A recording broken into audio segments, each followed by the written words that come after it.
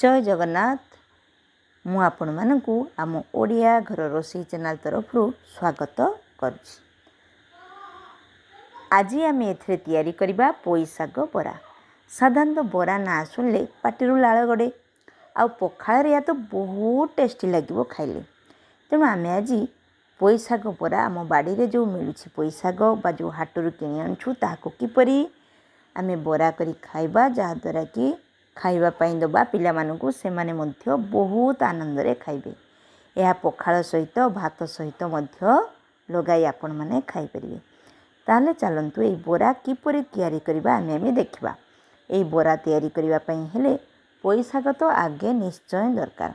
देखुंदु केते बढ़िया पोई साग होइछि। याकु नेछि बोरा तयारी करबा पई याकु भलो भाबरे धोइ नेबे एवं धोइबा परे ए पोई साग को छोट छोट करी काटि नेबे एवं काटिबा परे याकु गोटे पात्र रखिबे एवं कौन सामग्री दरकार। ए पोई साग बरा तयारी करिया पे हेले छोट छोट प्याज कटा मु नेछि आउ किछि मसला बटा। ए मसला बटारे अदा जीरा लंका आउ रसुण ए सब बाटी आउ गोटे टमाटो मध्य मु ऐड करछि टिके टेस्ट लागियो बोली याकु बाटी मसला मु अल्प किछि रखिछि एवं रसुण छेचा मध्य अल्प रखिछि आउ लंका मध्य काटी छोट छोट कर रखिछि।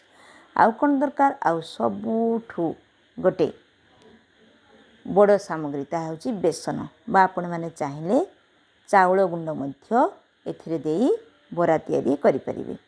ताले चलंतु एबे तयारी करिबा। याकु प्रथमे मु कोन कली एई पोई सागरे मसला एवं रसुण छोट छोट काटी परिबे बा छेचिकी नेबे आउ लंका जीरा टिके कंचा जीरा टिके सबु मिसाई मु कोन कली बेसन देई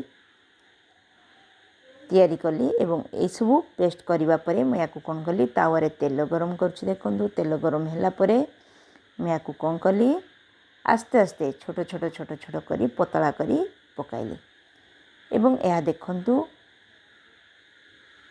अल्प तेल दे पकाइली। तेल एवं किछि समय परे याकु ढांकुणा खोलला परे देखंदु अल्प अल्प नाली हे गलानी तळपट।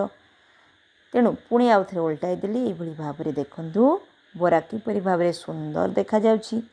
याकु मो स्टाइल तयारी करंतु देखिबे थरे खाइले बारंबार खाइबा पई भलो लागिबो आउ देखिबा पई मध्य बहुत सुंदर। जे माने पोई साग खाउ नथिबे से माने मध्य भलो भाबरे खाइबे एवं खाई मध्य आपनकर प्रशंसा करिवे। ताहले आज आमे तयारी कलु पोई साग बरा। तेणु भिडियोटी जदि आपण मानकु भलो लागुथिबो ताहले मो चैनल को सब्सक्राइब करिवे लाइक करिवे आउ शेयर करिवे आउ कमेंट मध्य देबे। आज पई एतिकी थैंक यू।